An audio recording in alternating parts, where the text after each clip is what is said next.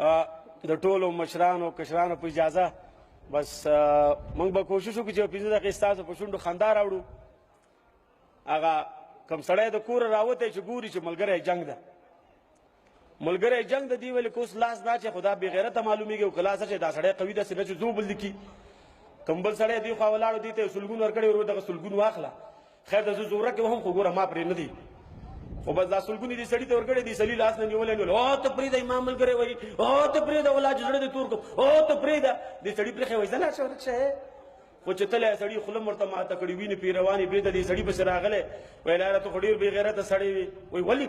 وایي ګوره سلګون مې هم درکړ او بیا د پرېښوستم ما سړي ووهلم. هغه ویل نو لیونی بې غیرته خو ته یې. وایي ولې؟ وایي د لیوني زوی راکړی دي سلګون د زور د زرګون. وایي خو دې پرېږدم ضرور خپل کار. په واقعیت چې زمونږ سپورټمینان زمونږ کرکټران چې څومره صفت یې وشي کم دی. ټول ورونه نازي دوستان نبي لالا او حمید حسن او نوروز لالا ټول هغه یو ټوکه وله. وایي دا د کلي او د کور د ودونو یو دغه تاسو یو ټوکه.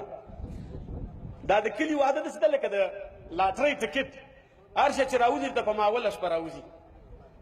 که قسمت دې برابر خو ځای یا کترینا کیف یا یو بل هغه هندي جنکۍ لږ ښایسته ژوند به دې په خوشحالۍ تېرېږي. او که قسمت دې خراب وي بس که رزګیل درته وځي ټول عمر به در باندې چکې وهي.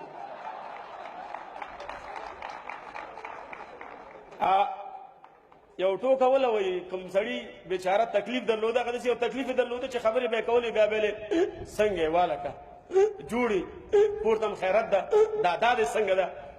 ښځې ورته ویلې وسړی په لیاز خدای چېرته دوا ته لاړ شه، زه تا د لاسه نه مړي ته تلی سم نه واده ته. هر څوک وایي دا د هماغه سړي ښځه داره خبره کې چې دا شیان کوي. دې سړي ورته ویلې چېرته لاړ شم، څومره ګرځېدلی چې نه جوړېږم د خدای کار ده. هغې ویل دلته ډېر یو نامي ډاکټر ده ته لاړ شه په خدای خلک چې تلي ادمن جوړ شوي ته خو لاړ شه. دې ویلې صحیح ده لاړ به شم خو یقین مې نه راځي که جوړ شم. خو سړی تلی کله چې ډاکټر ته نوتی دا ډاکټر یو کس لري پیاده ورته وایي لمبر یې ورکوي. ننوتی ډاکټر ته ځي سلام یې اچولی سلام علیکم.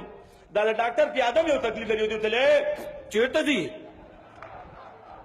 دې ورته ویلې لالا زه ډېر لرې ځینه راغلی یم تکلیف مې ډېر زیات ده.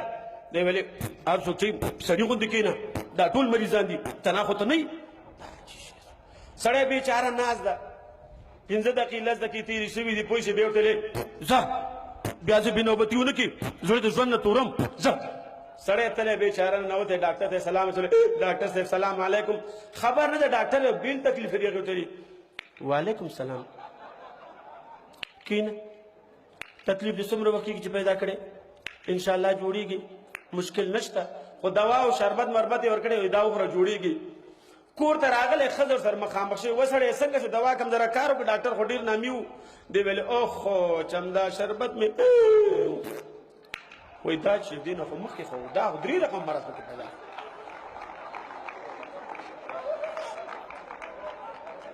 هغه کوم سړی بېچاره وایي خارج ته لاړه بیا د خارج نه وایي داسې یو رقم شربت راوړه دغه شربت به عمر په شا بوته عمر به یې شاته بوته.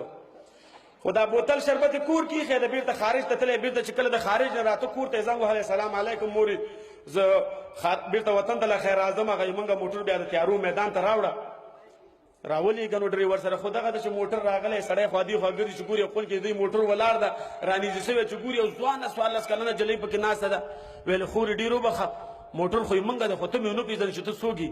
هغې شړک په سپېړه ولې خدای دې ځواني مرګه ادې دې یم که نه شربت یې چې راوړې هغې نه مې یو قاشقه خوړلې ځوانه جلۍ رانه جوړه کړې.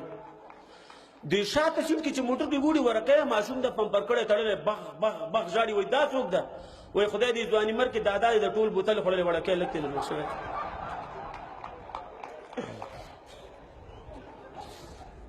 دا ورېږه چې ټول نقلونه کوي یو نقل به موږ هم وکړو موږ به دا خپل تعویض وباسو.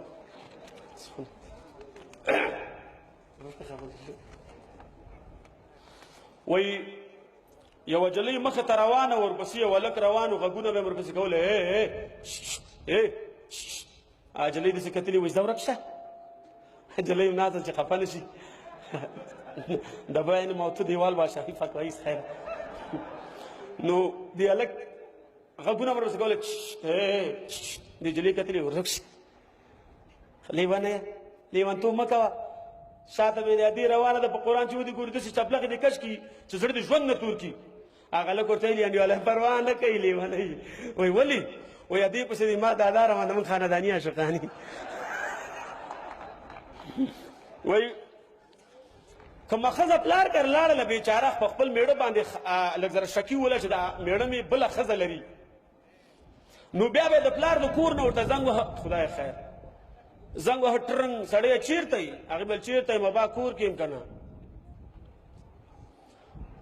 ودیگه که دا پدری ویما میگه کدام زن خانه پدر خود رفت سر شوهر خود کمک شک داشت که دیگه زن هم داره باز خانه پدر خود زنگ میزد ولی ترنگ ترنگ کجاستی کجاستم خانه استم شوهرش میگفت بعد میگفت خیلی خانه استی اونو ماشین یا یک ماشین جوسر داشتیم میگفت جوسر ماشین تو چالان کو او ساکت شد که در برق میداد غیر غیر غیر شاد بود ماشین گو برو خاموش کو سعید خانه استی باز یک دقیقه بعد بازنگ میزد کجاستی خانه استم کجاستم بعد میگفت جوسر ماشین تو چالان کو باز ساکت در برق میداد غیر غیر غیر برو سعید خاموش کو خانه استی ایزن اکثر و بعد خانه آمده که میبینه که به دروازه این قلف افتاده همسایه را پرسان کرده گفت ای خمشیره این شوهر مر نیدی کجاست خانه قلف است و همسایه گفتش گفت خوارک با قرآن اگه ببینیم ما که صبح کی میمیشه که فهمیدی یک ماشین جسر سرشانیش میباشه میره با شام پس خانه می